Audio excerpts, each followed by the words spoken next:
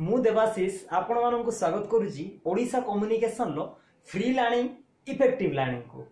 आज मु आपण सामने रिप्रेजेंट करुच्ची ओटीईटी आउ असंभव नुह। तेणु से किसी सिलेबस रही जो विज्ञान भी गोटे सब्जेक्ट हिसाब से रही एवं तार गोटे अंश आज मुझे कहबी जार ना हूँ उद्भिदर विभिन्न अंश और तांकर गठन। तो फ्रेंड्स उद्भिद कहले आम कौन बुझा आमर दैनंदिन कार्य आमर बंचापी एक उत्स होची उद्भिद। तेणु आपण दैनंदिन उद्भिद मान संस्पर्श में आसुँच बहुत भल भाव जानी।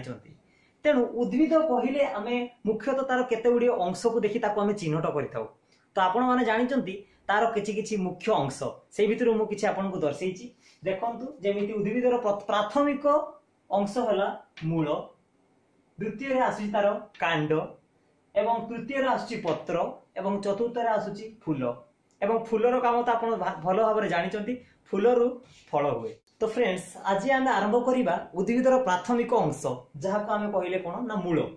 तो मूलर केते गुड़िए पार्ट रही, मूलर प्रकार भेद रही और मूलर केते गुड़िए अंश रही जहाँ को एवं मुझे आपको सूचेवाक जाऊँगी।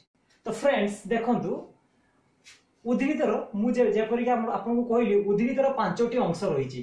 देखंतु जोठी भूमि तल को बाहर गोटे मूल प्राथमिक एक रेखा भाया अच्छी जेटा आप देखिपार्टी एटा को कहा जाउची प्रधान मूल एवं तार द्वितीय अंशटी होची मूलर ताको शाखा मूल कहा जाए। एई प्रधान मूल देखंतु बाहरीची एई चेरोटी जोटा कहा जाए शाखा मूल एवं एई शाखा मूलरु बाहरी थिबा आउ गोटे चेरो को ताको कहंती प्रशाखा मूल एवं चतुर्थ रे देखंतु एई प्रधान मूलर अग्रभाग रे एक टोपी भलिया अंश रहिछि जहार काम होची सेई प्रधान मूल जेते बेले गात करी माटी भीतर को जीव तार क्षय हवा को दिए ना तो ताको प्रोटेक्ट करे ये।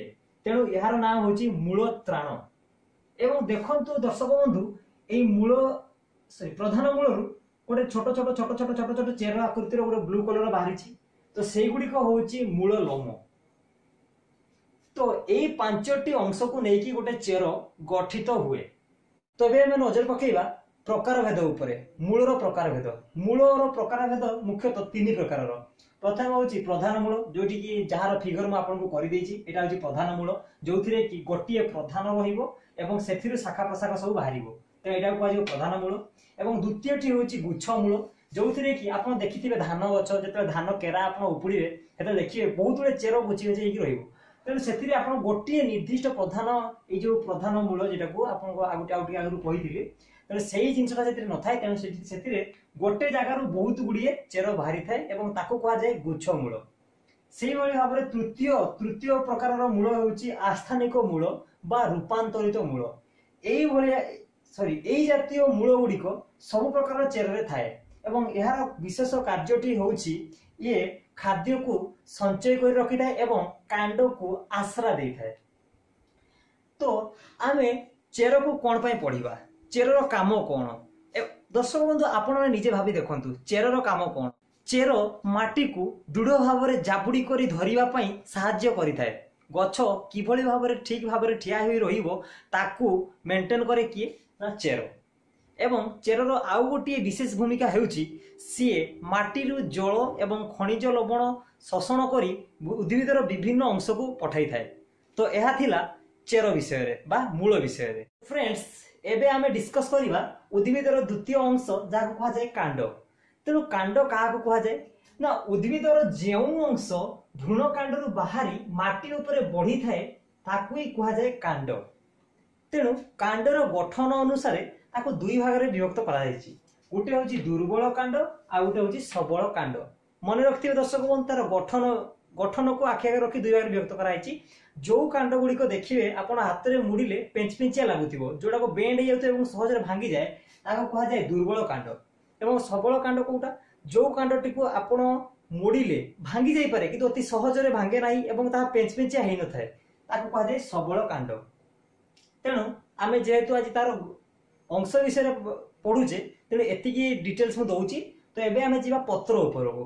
तेणु दर्शक बंधु आपण जानिथिबे पत्रर कार्य कोन। आपण पिला दिन शुणी आसुथिबे पत्र होउची उद्भिदर रोसई घर जो खाद्य प्रस्तुत करा जाए। तेणु से पत्र को आसतु आज जानिबा तार किछि अंश विषय आज जानिबा। तेणु पत्र 5टी अंश रहुछि। देखंतु फ्रेंड्स, उद्भिदर जो बेंटो एरियाटा थाए जोटा आम जनरली बेंटो कहू ताकू कहते वृंत, आ जो पत्र एरियाटा जो चौड़ा है पूरा पत्र एरियाटा थाए ताकू कहते फलक। तेणु आपण भावुथे एटा को तो पत्र कहा जाए, एटा को बेंटो कहा जाए, किंतु पत्र कहिले एटा को बुझेइबो पूरा तार वृंत एवं फलक को मिसेई पत्र गठन होइताय। तो पत्र मध्य आपण बहुत शिरा प्रशिरा देखा पाउथिबे। तो से शिरा प्रशिरा भी 3 प्रकार। गोटे हूँ देखो मध्य शिरा जेटा अच्छी मध्य शिरा कहती, ये मझी पार्टा को कहती मध्य शिरा, एवं से बाहरी जो प्राथमिक पार्टी कहती शाखा शिरा, एवं शाखा शिरा बाहरी छोट छोट छोट छोट छोट छोट शिरा से कहती प्रशाखा शिरा। तेणु दर्शक बंधु, एगुड़िक हूँ पत्रर विभिन्न अंश। पत्रर एक मुख्य कार्य होउची यह आलोकसेषण प्रक्रिया, श्वसन प्रक्रिया एवं उत्सेचन प्रक्रिया रे सहाय्य करिथाय। तेणु आसंतु एबे नजर पकेइबा उद्भिदर चतुर्थ अंश फूल उपरे। तो देखंतु फ्रेंड्स, फूलर मुख्यतः 5 गोटी अंश रहिछि।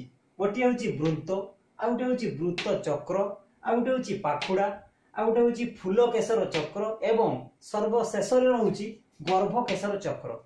तो फूल आपण माने देखिथिबे बहुत गछरे बहुत गुडी फूल देखिथिबे।